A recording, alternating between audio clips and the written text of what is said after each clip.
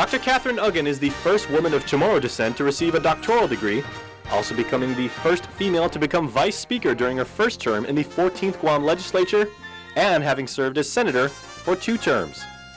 In 1980, she was Director of Education and currently is the Administrator for the Division of Research, Publication, and Training at the Department of Chamorro Affairs. Dr. Aguon is the author of several books focusing on teaching the Chamorro language and culture, and she joins us tonight to talk about her latest book, the 3rd edition of Let's Chat in Chamorro. And welcome back. Now, it is incredibly pleasing for me to welcome Dr. Katherine Aguon, the aforementioned doctor, to our Harmon studios here. Of course, Dr. Aguon, the first Chamorro woman to ever receive a PhD. So it's a real treat to be interviewing you tonight, Dr. Aguon. Oh, thank you. Thank you very much. Okay, so your life and your contributions to Guamanian and Chamorro culture, as well as academia, are very well documented, and probably no more so than what's now the 3rd edition of Let's Chat in Chamorro. So how does that make you feel, and what are some of the major differences in this 3rd version? Oh, the first version, actually, I was asked by Phyllis Rice, who has since passed away. She was the president of the Business Professional Women's Club, and the club wanted some kind of a guide to introduction of Chamorro. So she asked if I can do it, and I said, yes, I can, you know.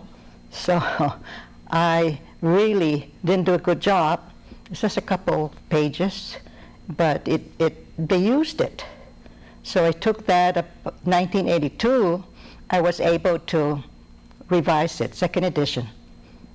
Lieutenant Governor Kurt Moylan offered to fund it, so that's a motivation in itself. Sure. So I expanded it, and I added more conversations, word meanings, and everything else that I thought would be, good for the community. And I added the Japanese translation, because at that time, Guam was on the verge of receiving a lot of visitors. Tourism was just opening up, so that was the 2nd version.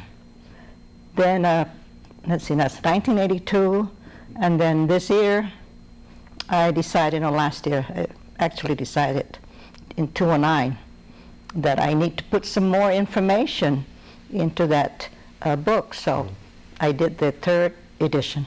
Well, I remember when I was growing up, and it was always in our house, and we referred to it every so often. But correct. Yeah, wonderful that it's now in the 3rd version. So, I want to ask you something, because we've reported recently, with the budgetary problems that DOE is experiencing and things like that. You pretty much devoted your life to perpetuating the Chamorro language and the inherent tongue of our people. How does it make you feel to learn about certain stories like, DOE hasn't got enough Chamorro teachers, or, there's not enough room for Chamorro teachers in the public school system? Well, it's really unfortunate, because, the purpose of schooling is to perpetuate the values in a society. And Chamorro is the society that we should try to perpetuate the language, the culture, the lifestyles, and that was started in 1974.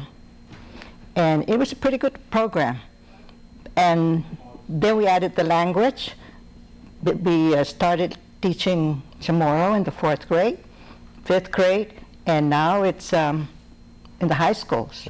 I think we need to take a look at our education system, reprioritize our goals, and go back and try to institutionalize the Chamorro language, history, culture, so that it's there.